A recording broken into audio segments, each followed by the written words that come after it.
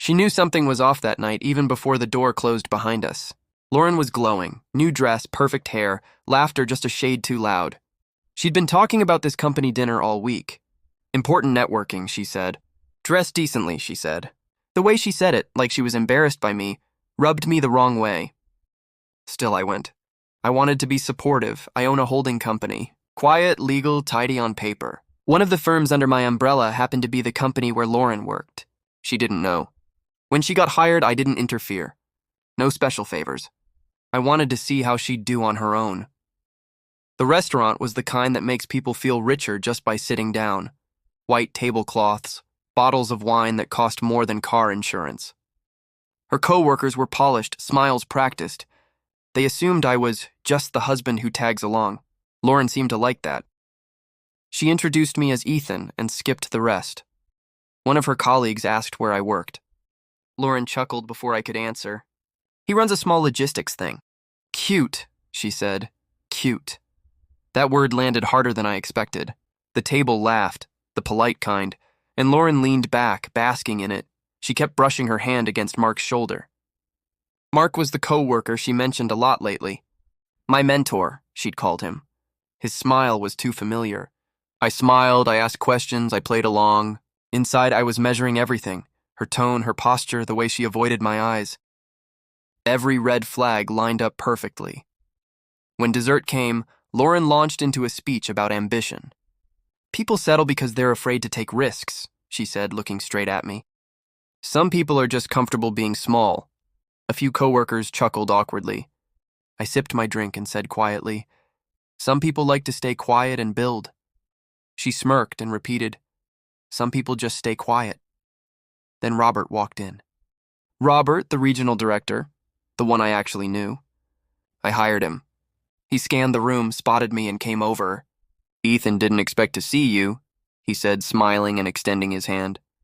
Lauren froze mid-laugh. You two know each other? She asked. Robert looked at her, puzzled. Of course she works for his company, he said, proud and unsuspecting. Lauren's smile died. Her hand went stiff on the glass.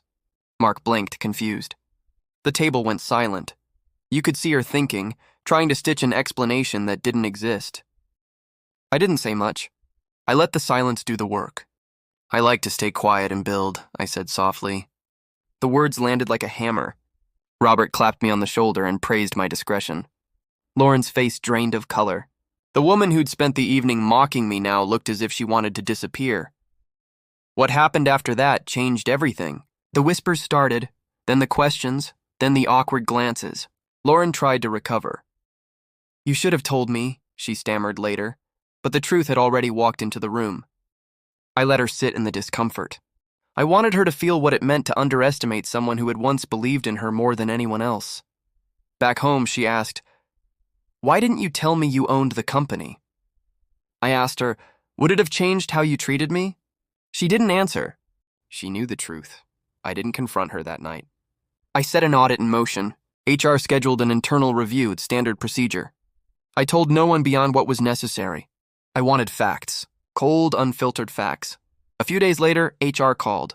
They'd found irregularities, expense reports that didn't add up, hotel receipts under client codes that didn't exist, meetings logged during off hours, and all tied to Lauren and Mark. I didn't raise my voice. I told HR I'd handle it. Then I drove to a downtown hotel on a hunch. I waited. An hour later, Lauren left with Mark, laughing like conspirators. I watched. I didn't yell. I didn't storm in. I just watched. The confirmation was all the evidence I needed. The next morning, I called legal and set the trap. I arranged a blind internal meeting. HR, legal, Robert. Everyone was there. Lauren and Mark walked in confident, and by the time HR finished, their faces had lost color. Receipts, travel logs, messages, all immutable paper and time-stamped lines, did the rest.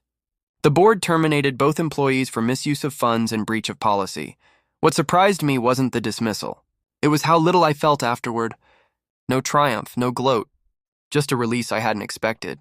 Months of carrying suspicion felt suddenly lighter. I'd wanted clarity, and now I had it. But the story didn't end there. A smear surfaced.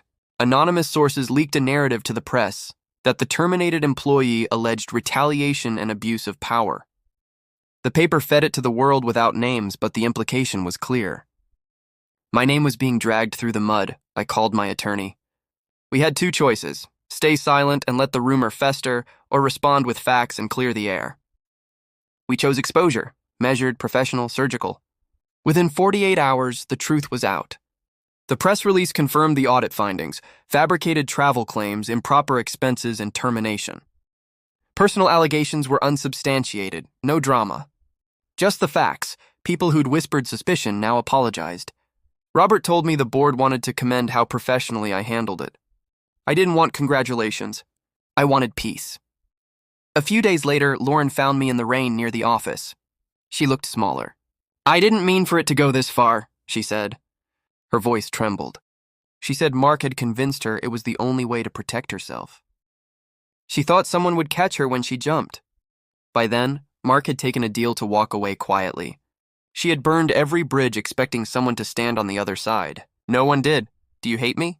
she asked. I paused. "No," I said softly. "I just don't believe in you anymore." Then I walked away. She signed divorce papers a few days later. She left with her dreams and her lies neatly folded between dresses and makeup. The house felt large and hollow at first, then quiet in a way that wasn't heavy. I slept. I fixed the leaky faucet. I reclaimed small parts of my life I'd been ignoring. Publicly, the fallout faded. People moved on. The article cycle ended. Internally, we rebuilt. I left Lauren's position vacant for a while, then hired someone who understood loyalty. I turned her coffee mug face down on the empty desk. Not out of anger. Out of closure. Weeks later, a headline landed like a slap. Anonymous complainant alleges abuse by company owner. I met it the way I'd met everything else, calmly. Legal responded with facts. We let the truth speak in the only language it knows, evidence. Time did the rest. The smear faded. My reputation steadied. The staff respected me more, not for the way I'd handled the exposure, but for how I stood steady when everything around me crumbled. That, I learned, is the quiet power truth has. It waits until it gets its turn. One rainy night, Lauren called. "I don't have anywhere to go," she said. I listened. She said she was sorry. She said she'd lost everything. "I don't want to be your safety net," I told her. "I was your husband, not your backup plan." She asked if I hated her. I told her I didn't. I just didn't believe in her anymore. Months later, I found a postcard she'd sent from Florida. Doing great. Finally living the life I deserve. No apology. No mention of the debt she'd once left on our table.